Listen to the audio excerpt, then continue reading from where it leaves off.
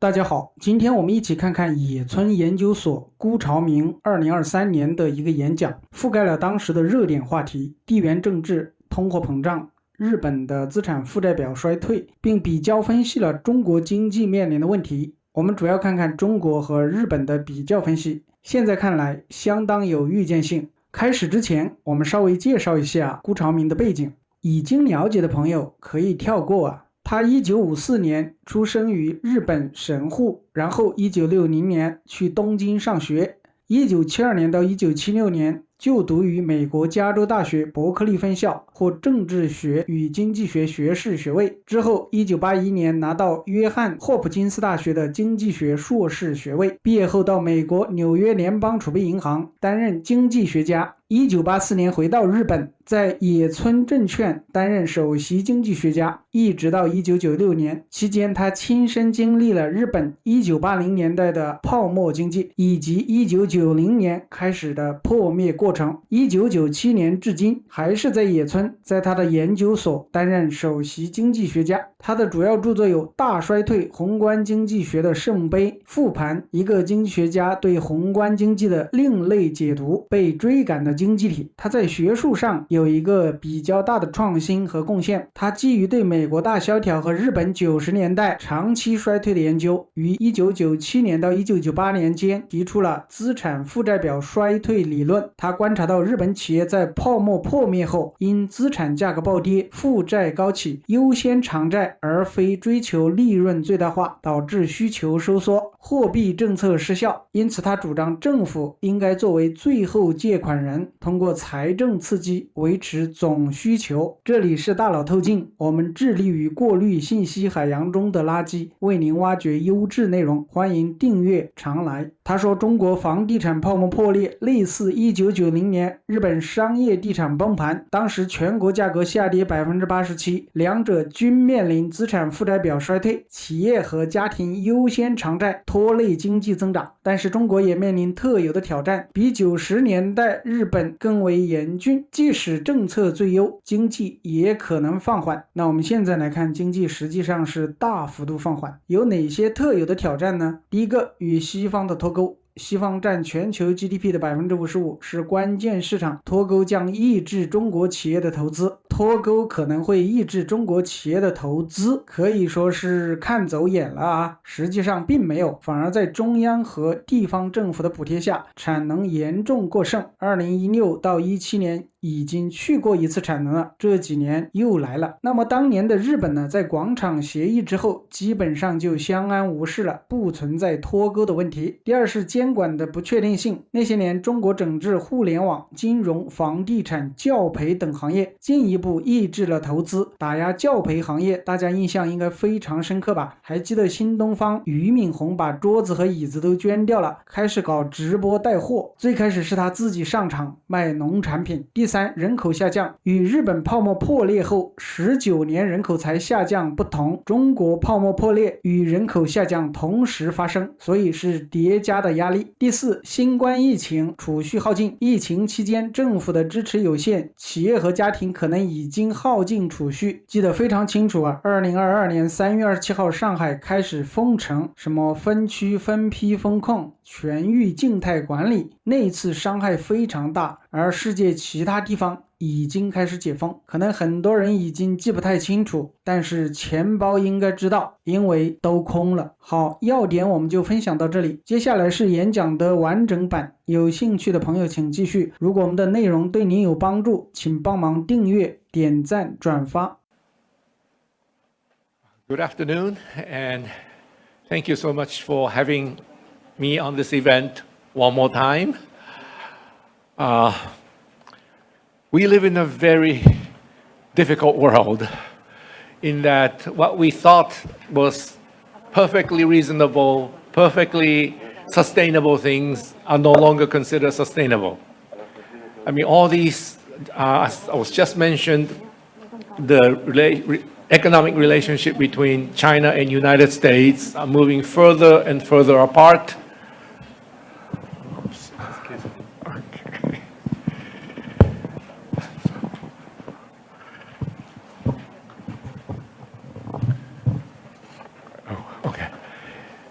And the war in Ukraine is still continuing with seemingly no end in sight. And last year, I made the same prediction, unfortunately, that war in Ukraine will continue even with very poor performance on the part of the Russian army. And that was because, as I was already introduced, Putin managed to increase per capita GDP of Russians by 12 times in 14 years. 12 times in 14 years. You know, if anyone had this kind of economic achievement, he's a national hero. And so even though there was a little bit of decline here once he invaded Crimea, for most Russians, Putin is still a national hero.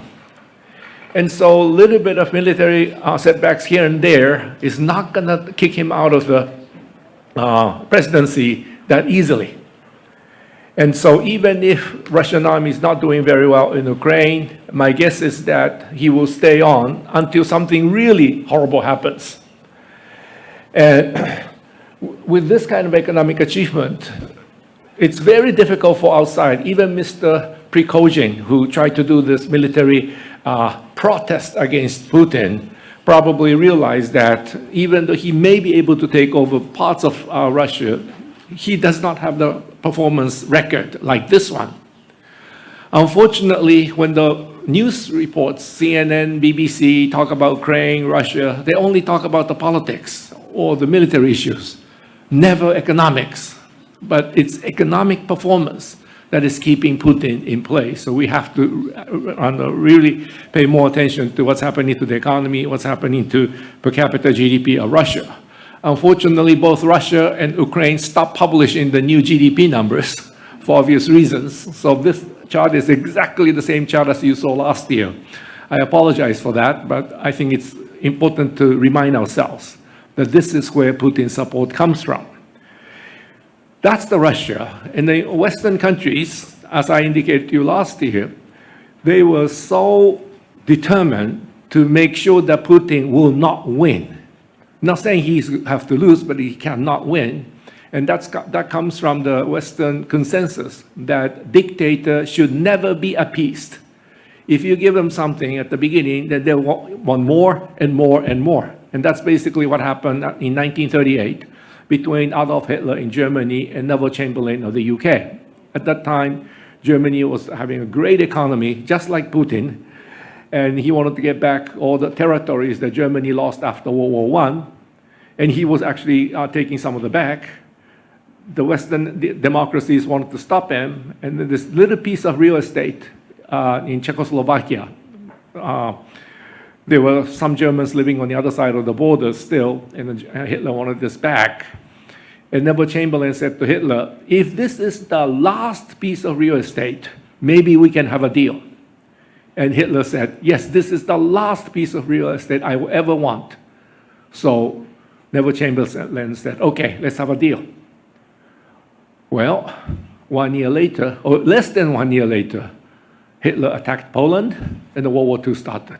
And it was such a huge shock. And that issue has been reminded in all schools in Western countries. So I went through San Francisco public school system. Whether you were studying in junior high or in high school or college, that event in 1938 is always reminded to make sure that people understand we never appease a dictator. And so West has no reason to step back. And the Ukrainians apparently, after 18 months, are still willing to fight. So you put the three together, the Russians, the West, and the Ukrainians, there's still no reason for war to end. And so this thing gonna be with us for quite a while until something happens in Ukraine, something happens in Russia, because the other parts are not likely to change.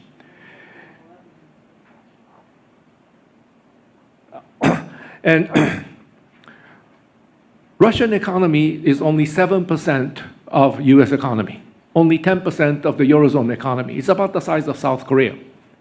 And so if the war continues, the Russian economy will be weaker, the military strength will be depleted, And that's basically what the West wants, in that at the end of the day, whatever the treaty might be, peace treaty might be, Russia will be so weakened that it will not be able to do anything like this again to Estonia or Moldova, Finland, and so forth. And that's basically the Western goal. But what is even more important, and that was already mentioned at the beginning, is that this Russian invasion of Ukraine has completely changed the Western thinking about the priorities. Before that, for the last 30 years, the Western priority was always on economic welfare, because the ideological battle between the communists and democracies were already over, or so they thought, when the Soviet Union collapsed. So the Western thinking was that now that we know what the final result was, that is that you have to have market economy and democracy to be really a winner, even those countries that are still practicing communism, authoritarianism, will eventually come toward this final goal. And therefore, we shouldn't really worry about ideology, we just talk about economic welfare. And that was the world for the last 30 years, before Russian invasion of Ukraine.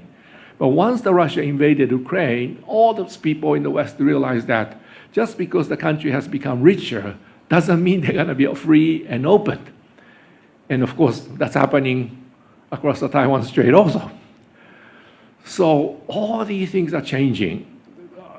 Now, what's most important is national security, fighting for defending freedom, democracy, human rights, rule of law. Economic welfare is now back to the back seat. And you can see that in so many areas these days. For example, German decision to stop reliance on the Russian energy. When you think about it, Germans were dependent on Russian energy for 40% of the energy needs are met by the Russian supplies. For Germany to say we're not going to be dependent on Russian energy means huge cost increase for German households, German businesses. Their competitiveness will be reduced. But they said, let's do it. We're not going to be dependent on those guys any longer. And it was about 8 months ago, German Air Force actually sent a whole bunch of fighter planes together with their support planes all the way to this part of the world, first to Singapore, then went to Japan, then went to South Korea, then went to, I think, Australia, to do military exercise with air forces in this part of the world. Something like that. Who could have predicted 18 months ago that the German Air Force would actually bring all the fighter planes to do exercise in Asia? Germany, after World War II, just like Japan, became such a pacifist country because the war was so bad for them. So once the Cold War ended, Germans really decided to have good friends with everybody. So even though Germany had tanks, Germany had fighter planes, many of those were completely unmaintained. So Germany is making lots of tanks, but many of the tanks in the German army are not maintained enough to run. And that was true with the Air Force too. That Germany is sending fighter planes to this part of the world. Why? Because of Taiwan. That's the kind of change that's happening around the world.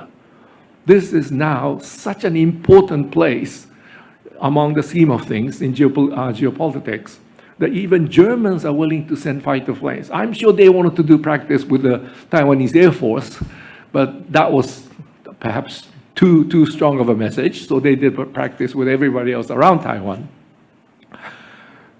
How many people could have predicted such a big change in German behavior, even to the point of sending fighter planes to Asia? And finally, of course, Swiss and Austria, two supposedly neutral countries. Swiss for hundreds of years, Austria since 1945, both joined sanctions against Russia. So they're no longer neutral.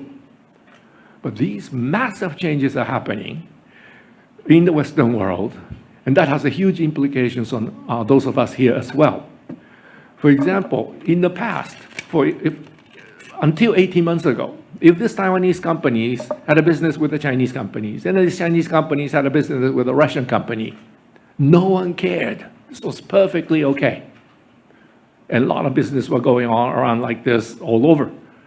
But now, if someone finds out that this Taiwanese companies or Japanese companies having business with these Chinese companies are providing something that might have military implications that may help the Chinese or the Russian army, then people will go after these companies and say, what do you think you're doing? The CIA may be knocking on the door. And suddenly when something like that happens, the investment that we made on that company, the loan you made to that company, or the shares you bought of the company could suddenly drop in value because now the authorities is trying to stop these companies from doing business with its partners or whatever in China or elsewhere. So we have to be a lot more alert about these geopolitical risks compared to just 18 months ago. Something that's completely unthinkable 18 months ago are now possible now. And so that's the first point that I want to make on geopolitics. Then let's get back to the economics. We have this inflation problem, and the Federal Reserve have been raising interest rates, and that has been rocking the markets all around the world. We have some banking crisis even in the United States and even in Switzerland as well. The initial trigger of this inflation was this supply side problems. And how did the supply side problems come? Well, this shows the inventory to sales ratios in the United States. And during the pandemic, you never know when customers will come back to your store, so they allow the inventory to fall quite substantially. And then the economy began the recovery, and suddenly all these guys said, oh, we have to rebuild our inventories. Well, if one or two companies are rebuilding inventories, that's not a big problem. But when everybody tries to rebuild the inventories at the same time, how do you rebuild inventories? Well, if this is the demand, you have to order more than the demand to build up your inventories. But when everybody does this all at the same time, then everybody runs into shortages. And that's basically how this inflation started, all from the supply side. But I'm happy to say that that part of the problem is beginning to work itself out. And some American retailers are even saying they have too much inventory now. And so we are making progress, but we are not at the end of the process yet. So in my view, I think we have 4 key factors that brought us inflation. One is the demand problem. That's the one I just described to you, that everybody's ordering at the same time to increase their inventories, to try to meet the pent-up demand. And everybody does it all at the same time. Of course, there will be a tremendous excess demand. And the other one is energy. And to a lot of us in this part of the world, this is energy that is adding to our inflation. The energy one is very tricky. And as I mentioned this last year as well, in that until 2021, the world was the same in the sense that the demand for fossil fuel was always there, always increasing. So those energy suppliers trying to find new oil fields, new gas fields, there's always a very big risk. But at the end of the day, there was always demand. So even though there were price fluctuations, the fact that demand is always there was a huge sense of relief for those people making investments. Now, that world doesn't exist anymore, because now there's a rule that says you cannot sell diesel cars, you cannot sell gasoline cars after 2030 or 2035. And China has that law already, Europe has that rule already. And at some point, the US will have it, Japan, maybe here as well, that you cannot sell cars running on diesel fuel or gasoline. And it's not going to stop with cars. It's going to go to trucks, it's going to go to buses, it goes so many other places, air conditioning, everything, office building, all of that. So now, for energy producers, you know that the demand for fossil fuel will be falling after, say, 2035. That gives you only 12 years to recover all your costs and make handsome profit. In the next year, it will be much less. If it's 12 years, next year will be 11 years, the following year will be only 10 years to recover all your costs and make profits. So my guess is that energy market is going through a very different reorganization, as it were. And you can see that in the behavior of, for example, Saudi Arabia. Saudi Arabia used to be very close to the United States in so many areas because Saudi's interest in keeping the energy prices stable was very much in the interest of the Americans as well. But you might have noticed that last year or so that Saudi is doing something quite different, and sometimes siding with the Russians, OPEC, and others to keep the prices up as high as possible. Because if you're Saudi and you know that you're not going to have much revenue from oil after 2035, you better get all the revenue you can get between now and 2035. So their priorities have changed. Their diplomatic relations also changing because this is a new world for them. We cannot blame them for that. If we were in Saudi Arabia, we'd be probably thinking the same way too. So energy is one of the things that I think prices will remain relatively high going forward. There will be volatilities because this is a rather speculative market as well, but my sense is that it will remain relatively high for quite some time, until 2035. On the supply side, of course, the COVID-19 disrupted a lot of things, and that was a very serious issue on the supply side. But that problem seems to be coming to an end, although it looks like there's another COVID version that's coming around, and we all have to be careful all over again. But compared to like 2 years ago, this COVID-driven supply disruptions seems to be more or less under control. But then we run into another one, which is on this side here. I would argue that there was a labor market reset in so many countries around the world because of COVID-19. What do I mean by the labor market reset? When COVID-19 hit, more than 20 million Americans lost their jobs, literally overnight. Unemployment rate went all the way to 15%, the worst in 90 years. When one or two people are losing jobs, and then those people might stay around the same city, similar industry, so that they can get back to the initial job when the company gets in a better shape. But when 20 million people lose their jobs all at the same time, you cannot afford to stay and wait because everybody's looking for jobs. So what happened is that so many people start moving to other industries, other geographical locations, wherever they can find their jobs, because otherwise you have no jobs, no food on the table.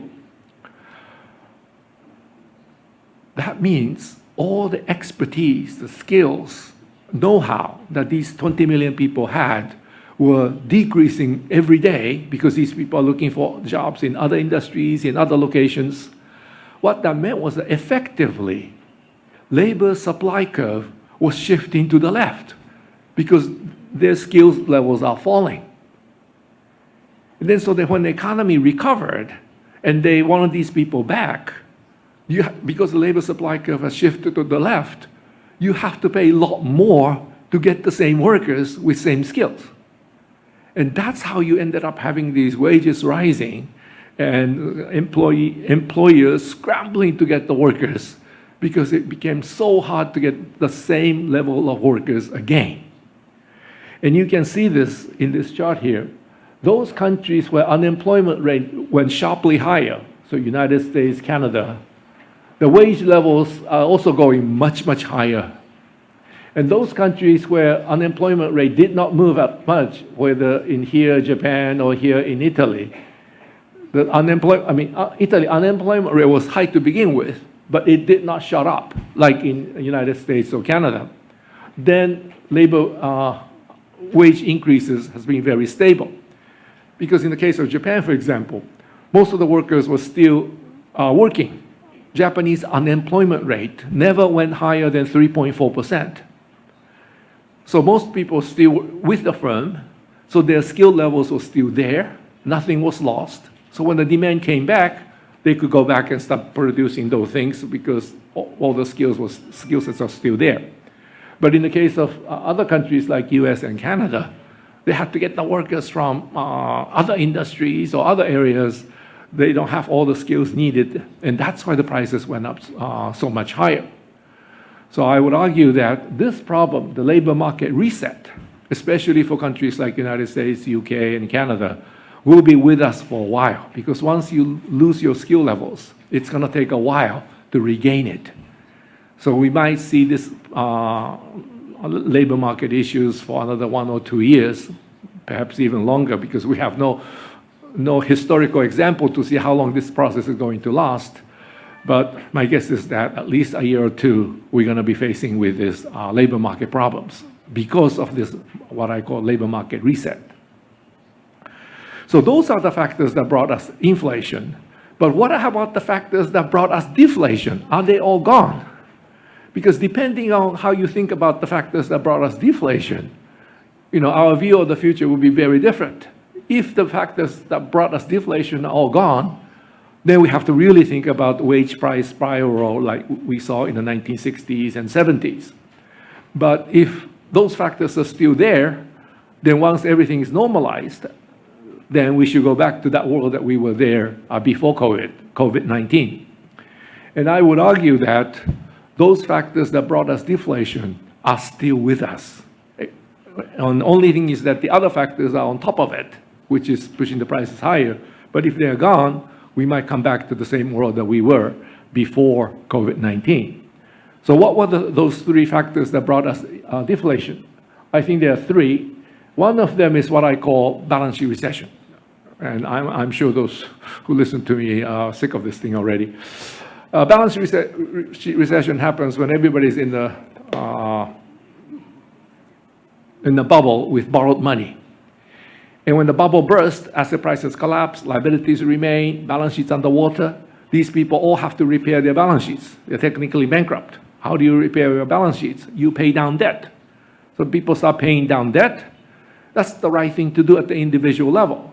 Individual companies, individual households, that's the right thing to do, to repair your balance sheets. But when everybody does it all at the same time, we get into a big problem in that in the national economy, if someone is saving money or paying down debt, you need someone else on the other side borrowing and spending money. In the usual world, it's people like us, you and I in the financial sector, plus the central bank, taking the money from the savers, giving to someone who can use it. If there are too many borrowers and the economy is overheating, central bank raises interest rates. If too few borrowers, economies are slowing, central bank will bring rates down. That's how you keep the economy going. But in the balance sheet recession, everybody's paying down debt. No one's borrowing money, even at zero interest rates.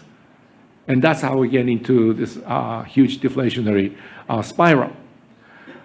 When you get into that situation where no one's borrowing money because the private sector cannot change their behavior because they are doing the right thing, you need the government to come in and borrow and spend. So government has to be the borrower of last resort.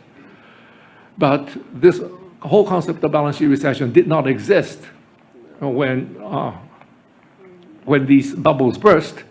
So most government officials said, no, government should not borrow money, should not borrow money. So they did not borrow enough money, and as a result, we had deflation. And then government then told the central bank, we cannot borrow money, we have too much debt. So central bank bring interest rates down.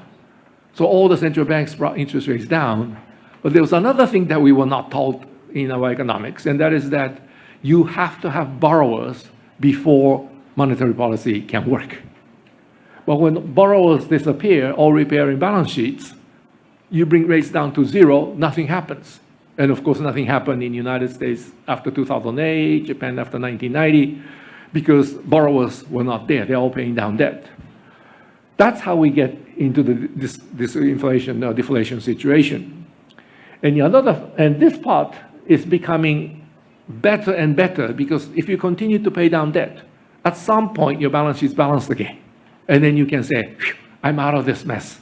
Now I'm going to start making money.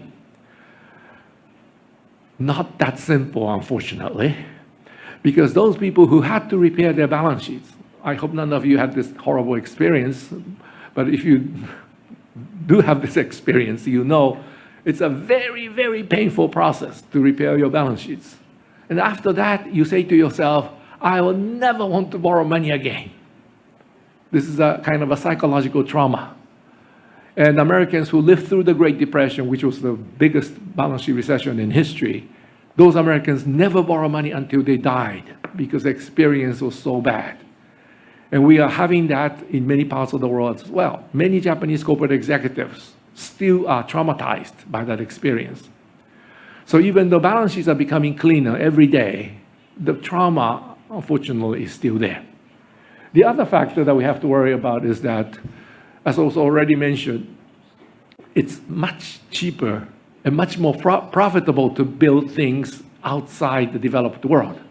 So Taiwanese companies rather expand factories in India or Bangladesh or Vietnam instead of expanding more here. Same thing for the Japanese. Americans will find Mexico is much better than expanding factories in Pennsylvania or New York. And the Europeans are finding the same with Eastern Europe because wages in Eastern Europe are much cheaper. When that is happening, the companies are still maximizing profits. They are not repairing balance sheets. But if you look at their domestic operation, they are not borrowing money because the money they need is the Vietnam currency. The money they need is the Bangladesh or Indian currency, not Taiwanese dollar or Japanese yen. But the household sector in all of these economies are still saving money. But the corporate sector that used to borrow money are no longer borrowing at home. They're borrowing abroad. Then you still get into this very similar situation to balance sheet recession. And I think that's what we ended up for all these years. And on the supply side, the fact that all these other countries, Bangladesh, India, are trying to attract factories from abroad by setting up new industrial parks, more infrastructure, so that companies can start their business production very quickly. As long as those opportunities are there, globalization will continue. Cheaper products made abroad will come into Taiwan, will come into Japan, and then that adds to this inflation as well. All of these factors, I'm afraid, are still with us. And if I may skip this chart and go to that one, this shows what's been happening to money supply and the credit in each of these countries. So this one is the case of the United States. The red line is how much liquidity Federal Reserve pumped into the economy. The next one is money supply, how much money people have in a bank. And finally, this green line is how much money banks lent out. And if you remember your economics, we were all taught that these three lines are supposed to move together, right? So central bank increases monetary base by 10%, money supply, credit also increasing by 10%. And that world did exist until 2008, three lines moving together. But once we hit the bubble, once the bubble burst in the United States, Chairman Bernanke at the time increased monetary base, QE1, quantitative easing 2, QE3, 400%. But look what happens to the credit here, the green line. It actually goes down because people are paying down debt.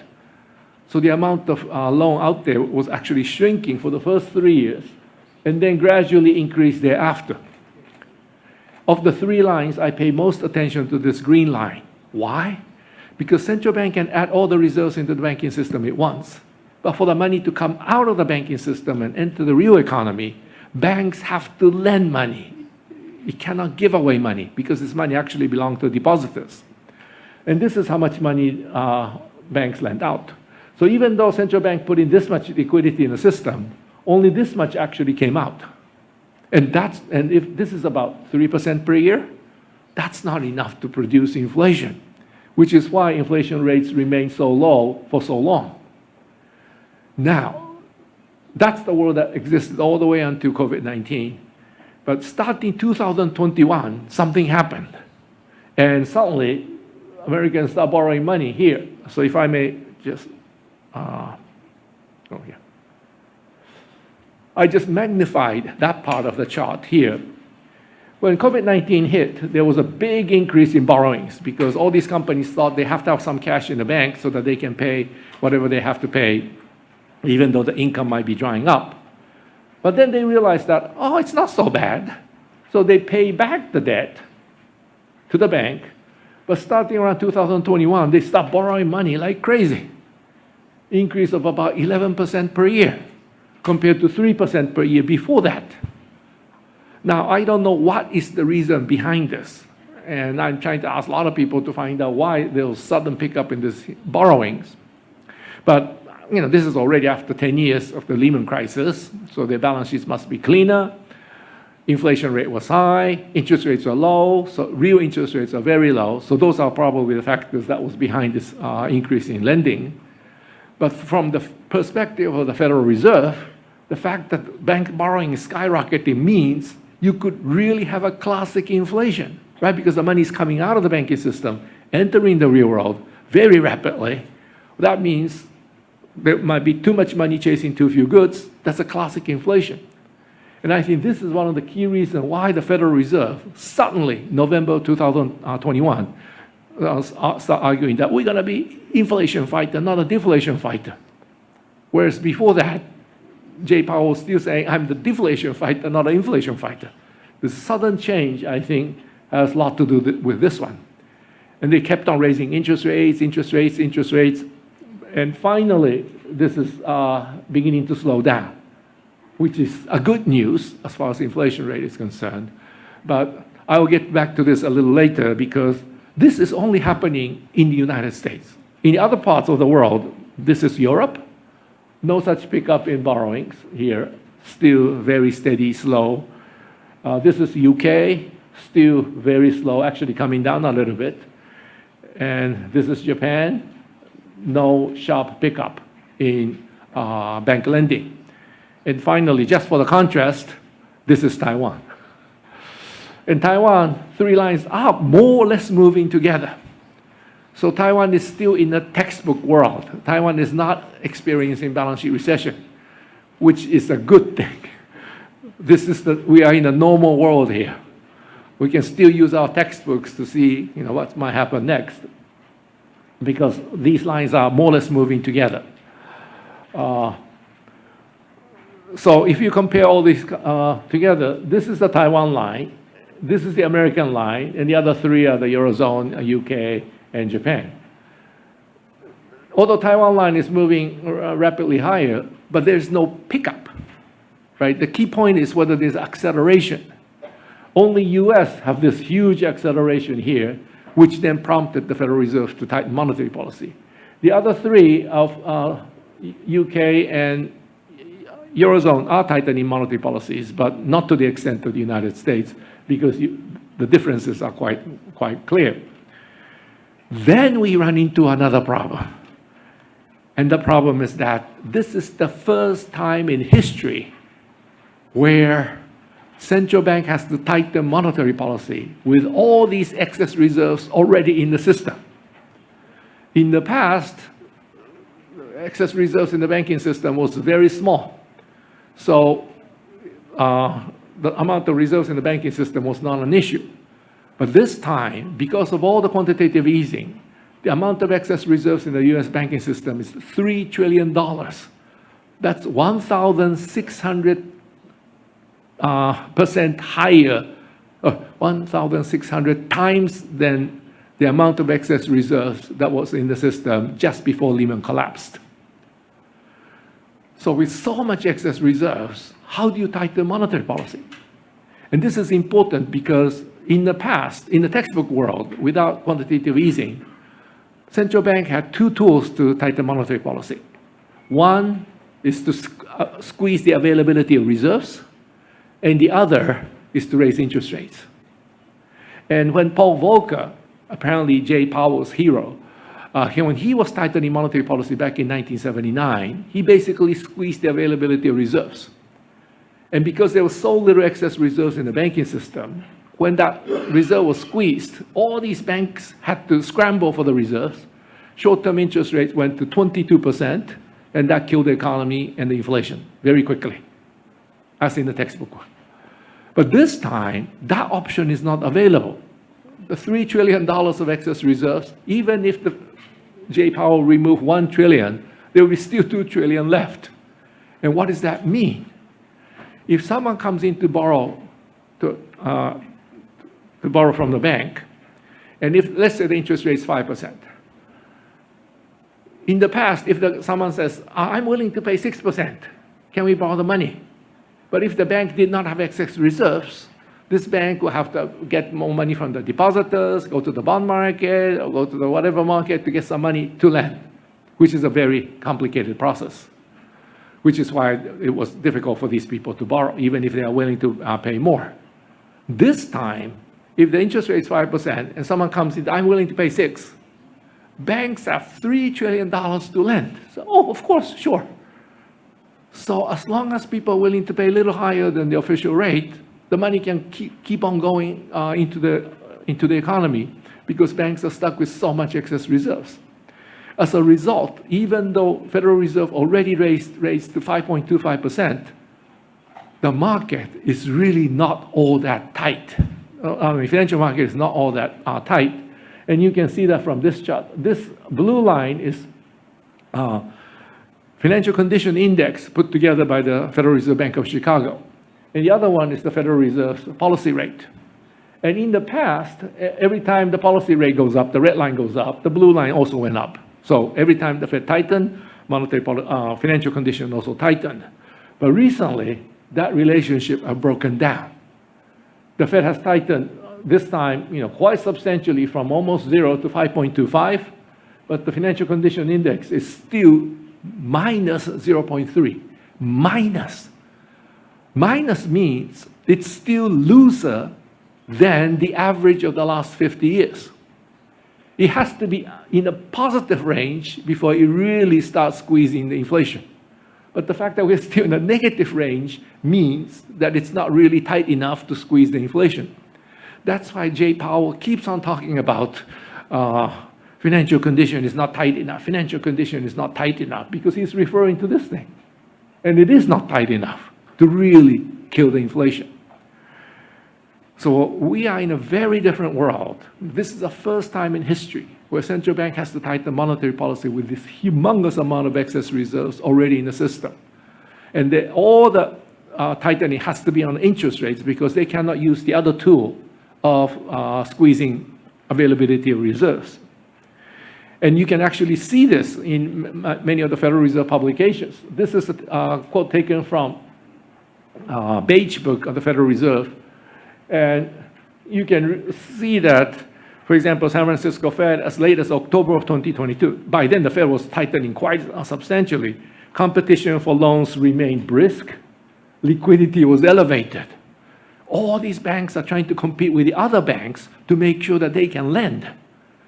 And liquidity is elevated. Of course, there's $3 trillion of this stuff out there. So how do you tighten monetary policy in a situation like this? No one knows because there's no example to follow. Well, at least part of this was working, and that's the long end of the market. Long end of the market, 10-year US Treasuries, 30-year mortgages did go up substantially. And that is resulting in some responses in the real estate market. For example, commercial real estate in the United States has fallen, and some of the house prices are beginning to fall as well. So that part of the monetary tightening is working. But I would say only that part of the monetary tightening is really working. The short end of the market, I'm afraid, is not working. But in order to kill the inflation, they might have to tighten interest rates. They might have to raise interest rates further. And if they do, and if these commercial real estate prices, for example, start falling sharply, then we're going to end up in another balance sheet recession all over again. So it's a very delicate act from this point onward. And this is not just an American problem. This is what's happening to European house prices. And they are also going pretty high. And some of them are beginning to come down in Netherlands and Germany. But if it's good that some of the prices are coming down because the prices are already too high. But if it goes down substantially lower, then suddenly we'll be back to balance sheet recession all over again. So that's where the central bank has to navigate very, very carefully. And the banking problems we are seeing, starting with the Silicon Valley Bank, Signature Bank, First Republic, all are coming from this source, same reason. They never thought Fed would have to raise interest rates this much. If it's just 2 or 3% in the holding of long-term bonds or commercial real estate mortgages, the price might go down, but it was completely within, they can handle it. But now they realize that Fed is raising interest rates to 5%, may even go to close to 6%. Then all these long-term fixed rate mortgages, assets that these banks holding, the prices are going down very sharply, and that's affecting the health of the banking system. My guess is that Chairman Powell will have to do two things. They have to tighten monetary policy, raise interest rates, but without causing the banking crisis. So that's going to be a very delicate act from this point onwards. And Chairman Powell is also reducing the excess reserves in the banking system, so-called quantitative tightening, the opposite of QE. And they're still doing it, even though interest rates are kind of stable, but Federal Reserve is still doing the QT. So Federal Reserve is still tightening, no question about it. But if they tighten too much, and real estate prices, for example, start falling very sharply, then we're going to have balance sheet recession all over. So they have to do this in a very delicate fashion, very carefully in small steps to make sure that things do not really go over the cliff. That's where the Federal Reserve is right now. And this is a problem all central banks that did quantitative easing will have to face going forward. And I'm so glad that Taiwan does not have this problem, because Taiwanese central bank was smarter than the rest of the guys, did not do QE.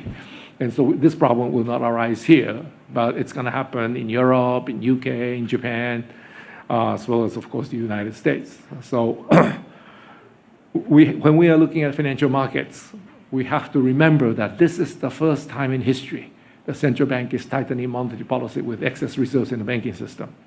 And that is causing all sorts of problems here and there that we never had to even think about in the earlier world, where excess reserves are always limited. So from here, let me move to the next topic. Is China following the Japanese path? And ever since Chinese housing bubble burst, I've been getting tons of calls from Chinese journalists, economists, investors, sometimes policymakers asking me, are we going the way of Japan? Are we going the way of Japan? And some of you might have noticed that last week I did one event, and that thing went viral in China. 600,000 downloads in like 2 days about the topic that I'm going to share with you right now, because it's not fair that the people in China knows what I'm talking about and people here doesn't know what I'm talking about. So I'll try to explain how I view this Chinese situation relative to what Japan went through 30 years ago. This is what happened to Japanese bubble. This is Japan's commercial real estate prices. In the Japanese case, it's the commercial real estate that led the bubble, and the housing was kind of secondary. And it went from 20 here to 100 in just 5 years. So Japanese commercial real estate prices went up 5 times in 5 years. So you can imagine how horrendous the bubble was. At the top of the bubble, they said the Imperial Palace Gardens in the middle of Tokyo was worth the entire state of California. That was the most ridiculous period that Japan was going through. But at that time, people felt rich, spent a lot of money, so GDP was going up very sharply as well, both in nominal and real terms. And then the bubble burst, and it came crashing down, fell to the level of 1973, 87% down nationwide, not just a little corner of Tokyo, the entire country.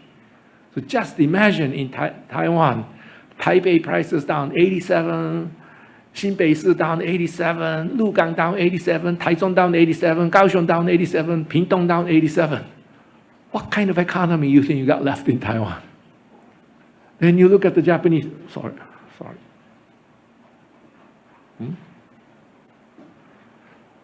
at the Japanese GDP. It never fell below the peak of the bubble, even though asset prices fell 87% nationwide.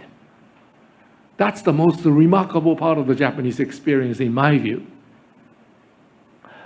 But it did have an impact on individual companies. And this is what happened to the corporate sector of Japan. Let me explain how this chart is put together. There's a horizontal line going across a 0. If the blue bars here goes further up, that means they're increasing their financial assets, bank accounts, bonds, whatever. If the orange bars goes further down, that means they're increasing their borrowings, issuing more bonds or borrowing more money from the bank. And the net number is this line with the small circles. This shows whether the corporate sector as a group is a net borrower or net saver. And if you look at the 80s, it's below zero, between 5 and 10%, minus 5 to minus 10%. That means corporate sector was busily borrowing money from the household sector and investing in all sorts of assets. And during this time, of course, Japan was at the top of the world, beating everybody. Then once the bubble burst, you see that suddenly this orange line starts shrinking very rapidly. By 1997, the orange bars above zero. Orange bars above zero means they are actually paying down debt at zero interest rates. By then, Japan has zero interest rates. And by 1999, the whole line is above zero. So the entire corporate sector is paying down debt. And this is still with zero interest rates. And that goes on for like 20 years. No one told us that companies are supposed to pay down debt at zero interest rates, right? They should be borrowing money. But they're all busily repairing balance sheets. What that means is that during this period, Japanese companies could not use all their cash flow for new product development, more marketing efforts, more export markets. They had to use their cash flow to pay down debt. And that's why Japanese economy began to slow down. The momentum that Japanese companies had before were lost because so many companies had to use the cash flow to repair their balance sheets instead of developing new products, fighting in the new markets. And of course, that's where Taiwanese companies, South Korean companies came in to take over the Japanese market. So it did have an impact in slowing down Japan.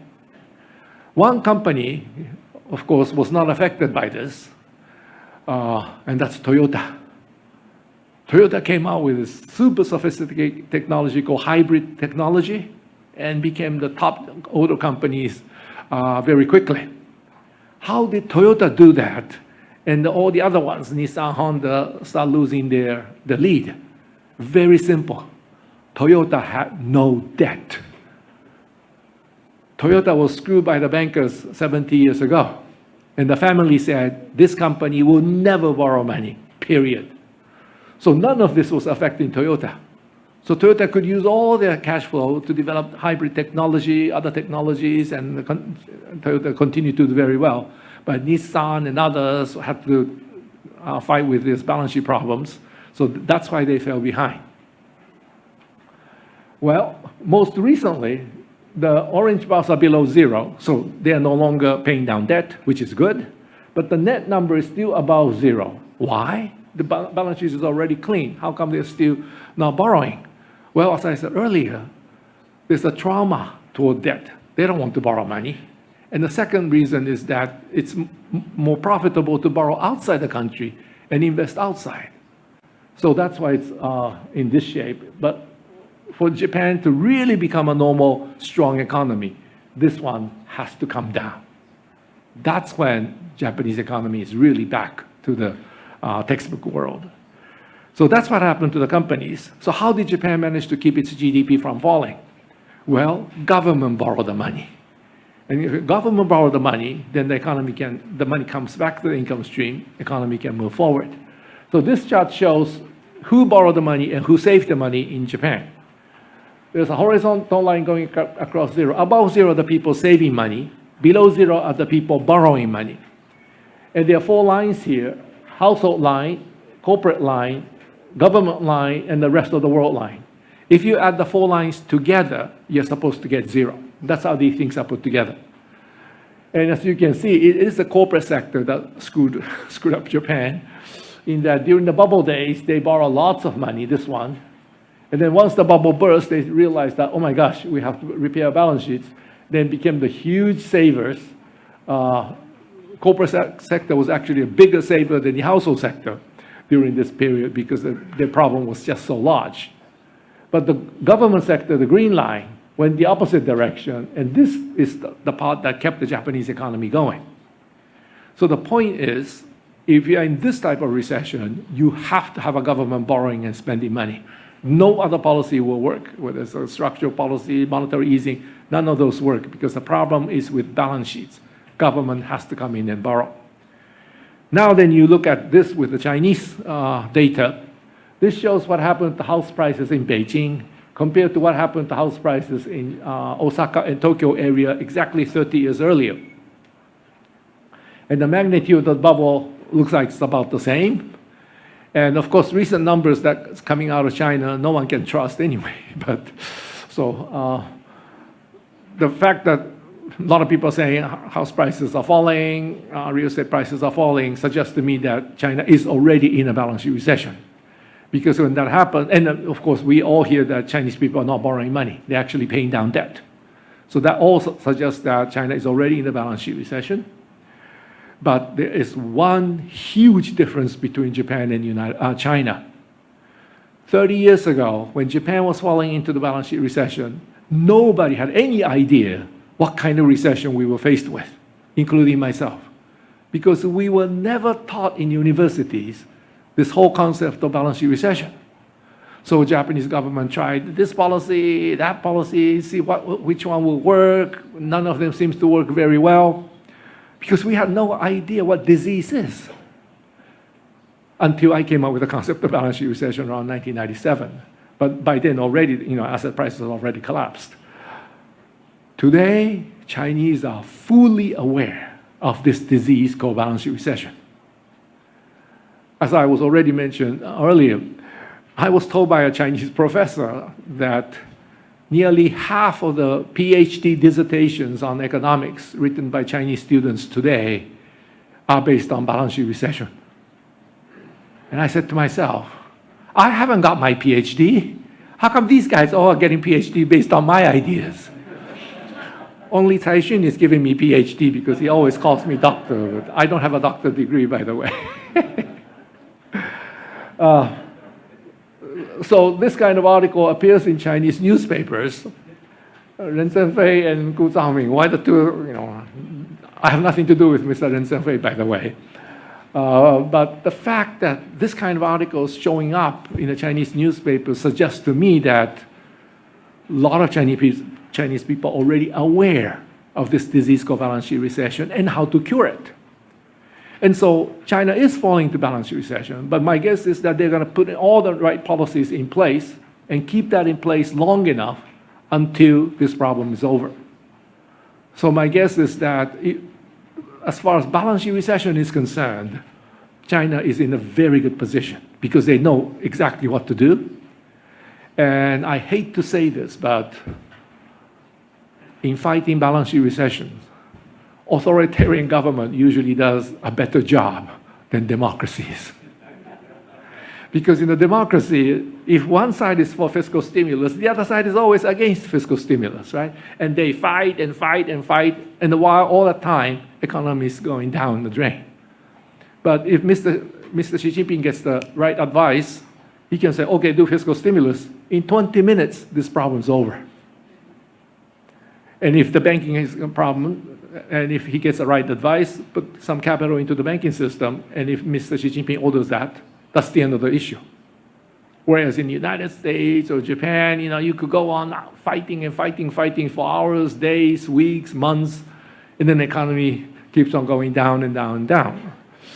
So because China is an authoritarian state, if he gets the right advice, they can handle these problems relatively quickly. I'm not saying it's good or bad, but as far as this kind of recessions are concerned, they can often handle it better. Well, then is China fully out of the problem?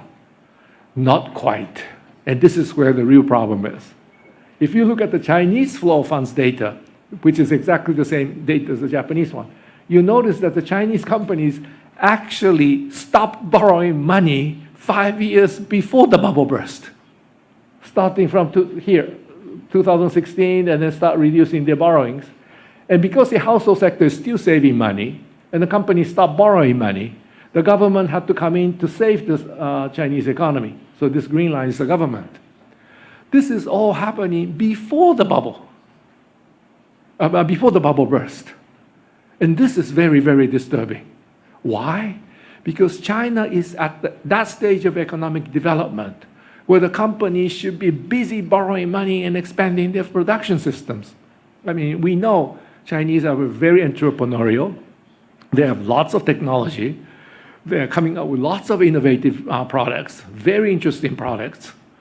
And they're still very competitive even with the higher wages that they have to pay. Because you can see from their export numbers, right? Still very, very competitive economy.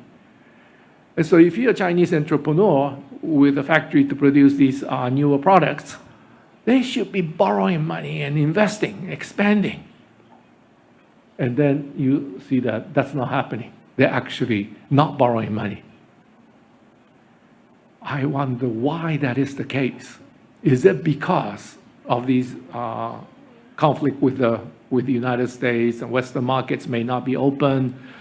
I don't know what are the reasons they start borrowing money, but that forced Chinese government to actually borrow a lot to keep the Chinese economy going. So even before the bubble burst, starting from 2016, Chinese economy was actually supported by fiscal stimulus of the Chinese government, mostly regional governments. But what that means is that by now, as all of you are aware, Chinese regional governments are in very sad shape. They basically exhausted their borrowing capacity. People are very afraid of lending money to regional governments now. But from this point, they have to fight balance sheet recession. So this number has to go much further because this number is likely to go this way. And that's going to be a huge challenge for the Chinese economy and for the fiscal authority. My guess is that regional governments probably won't be able to handle it. So the central government has to come in and either help the regional governments or do the fiscal stimulus by themselves. Because the regional governments on their own probably cannot do any more fiscal stimulus given how much that they already are carrying.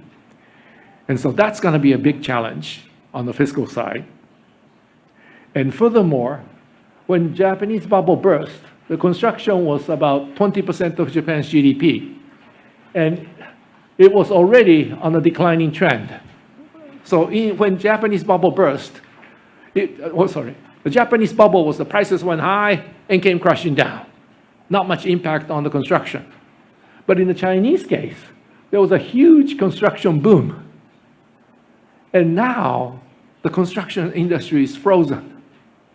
But that's 26% of China's GDP. If construction is reduced by even by 10%, China will lose 2.6% of its GDP. So in addition to balance sheet recession driven by balance sheet problems, they have this construction recession that they have to address with more fiscal stimulus as well. And of course, this decoupling or de-risking, the West composed of about 55% of global GDP, and they are the per capita GDP of the West on average is $60,000. So all the rich customers are there. If decoupling means you are losing access to this market and you're only left with that one, the non-West is about 27% of global GDP, but per capita GDP is only 14,000. So you lose your best customers, the richest customers, then you're stuck with the poor ones. Maybe that's why Chinese companies don't want to invest. Because if you invest the factories, invest the production, and then you suddenly you lose your market in those economies, then you'll be stuck with this overcapacity. And finally, the population. As most of you are aware, Chinese population started declining this year or last year. And many of you have heard this argument that, oh, Japan is doing so poorly because demographics are so bad. The population is shrinking. That argument, in my view, is nonsense. Because Japanese population peaked in 2009. Japanese bubble burst 1990. So there was 19 years where Japanese population was growing. So you cannot explain the Japanese deflation during that 19 years because Japanese population was still growing. It's only after 2009 that Japanese population starts shrinking. But in the Chinese case, the bursting of the bubble and the population shrinking happening on the same year. So this is going to be quite a bit of challenge for the Chinese policymakers, because even though population itself doesn't affect the economy all that drastically right away, people's mind for investments will be affected. When people start thinking that, wow, population is shrinking, the markets will be shrinking, then let's put the production somewhere else instead of at home. People start thinking like that. And so even though population doesn't affect the economy right away, it could still affect the investment side of it, and that could affect the economy eventually. So let me skip that part. So if I compare what Japan faced back in 1990 and China this time, Japan had a bursting of the bubble and the balance sheet recession. That was bad enough. And then at the time, Japan and the US had quite a bit of trade friction. It was very ugly trade friction. I was involved in it myself on the American side. But that was just within the businesses. Japanese markets were largely closed at that time. Americans wanted to sell more semiconductors and other things to the Japanese market. And Japanese said, no, we don't want it. It's the opposite of the Chinese issue. Americans are saying, now you cannot buy our semiconductor. And back then, Americans are saying, Japanese, you buy our semiconductor. Well, that was the trade friction back then. But basically, just those two, because population was still growing and so forth. The Chinese are facing this many problems. Bursting of the asset price bubble and the balance sheet recession, that is one area where China can handle it quite easily because they already know the disease, they all know how to handle it. But then there's a construction recession in addition to it. And then, of course, Chinese companies are not borrowing money, so government was already running large deficits before that. Not the central government, but the regional governments. And that has depleted the regional government's borrowing capacity quite a bit. And then, of course, this geopolitical problem with the West, this may be the one that's affecting all the other ones. And then middle income trap. China is in the middle of middle income trap in that when you're the lowest cost producer, all the factories from around the world will come to you. But once your cost becomes much higher, all these factories will then start moving away from you to Vietnam, Indonesia, and places like that. And it's not just the foreign companies. Chinese companies may move that too. Looks like a lot of Chinese policymakers have forgotten that they are in the middle income trap, because whenever Americans come up with some sort of sanctions against China, Chinese immediately come up with their own sanctions, right? And they keep on adding sanctions to each other. But it's China that's in the middle income trap. And if you do all these sanctions, less and less people will invest in China. Whereas, US is not affected because US is already out of the middle income trap. But somehow, no one is telling Mr. Xi Jinping that, look, we are in the middle income trap. We shouldn't do these sanctions so easily. But anyway, and then these regulatory uncertainties on so many areas, tech industry, financial industry, real estate industry, education sectors. Suddenly, government comes up with these regulations and all your investments worth nothing next day. If you do a few of these, of course, businessmen will become very, very cautious.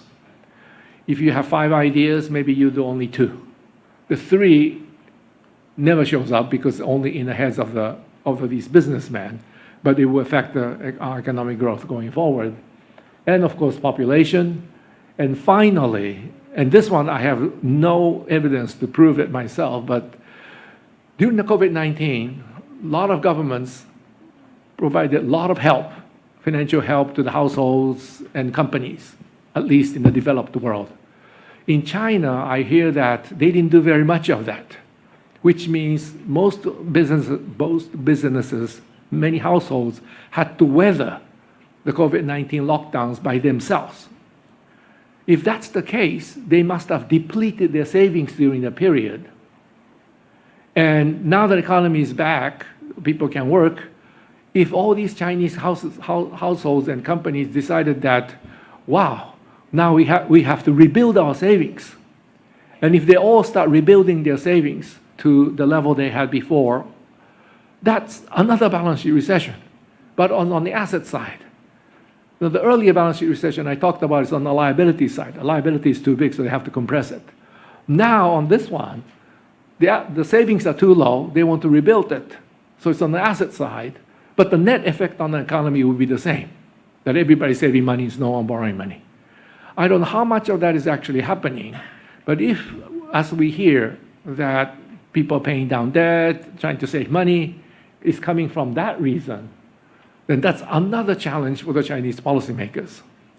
So you put all these things together, I must say that even though China has certain advantages over the Japanese back 30 years ago, taken together, I would say the challenge Chinese policymakers facing is far bigger than the challenge Japanese faced 30 years ago, which means Chinese economy is likely to slow down, even under the best of circumstances.